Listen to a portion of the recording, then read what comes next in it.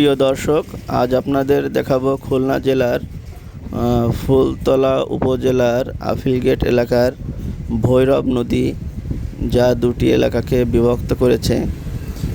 এই পাশে দেখতে পাচ্ছেন সিদ্ধিপাশা খেয়াঘাট এবং অপর পাশে আছে আফিলগেট খেয়াঘাট। এই খেয়াঘাটটি অত্যন্ত গুরুত্বপূর্ণ। এখান থেকে প্রতিদিন শত শত লোক ওপার থেকে এপারে আসা যাওয়া করে।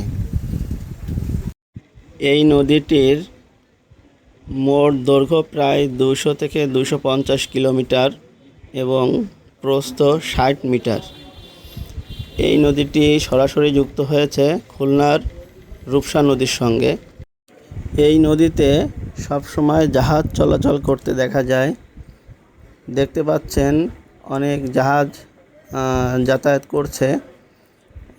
যেহেতু এটা বাণিজ্যিক এলাকা, খুলনা ভৈরব নদীর তীরে অনেক শিল্প কারখানা গড়ে উঠেছে, যার কারণে এই নদী দিয়ে অনেক জাহাজ, মালবাহী জাহাজ চলাচল করে।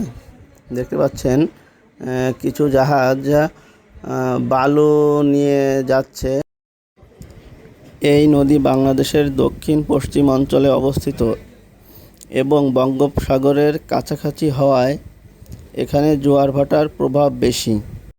নদীর গভীরতা কিছুটা কমে যাওয়ায় এখানে জোয়ারের সময় জাহাজ চলাচল করতে বেশি দেখা যায়।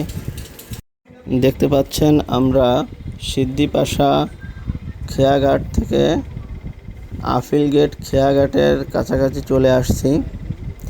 এটা হচ্ছে আফিলগেট খেয়াঘাট।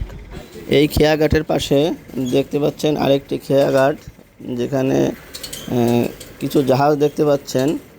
এই জাহাজে করে মূলত সার নিয়ে আসা হয়েছে। এই সারগুলি আনলোড করে ট্রাকে করে নিয়ে যাওয়া হয় গোডাউনে। তো প্রিয় দর্শক, আজ এই পর্যন্ত। আমাদের চ্যানেলটির ভিডিও ভালো লাগলে সাবস্ক্রাইব করবেন, লাইক, কমেন্ট ও শেয়ার করবেন। পরবর্তীতে খুলনার আরও সুন্দর সুন্দর দৃশ্য আপনাদের সামনে তুলে ধরব। আজ এই পর্যন্ত। সবাইকে আসসালামু আলাইকুম।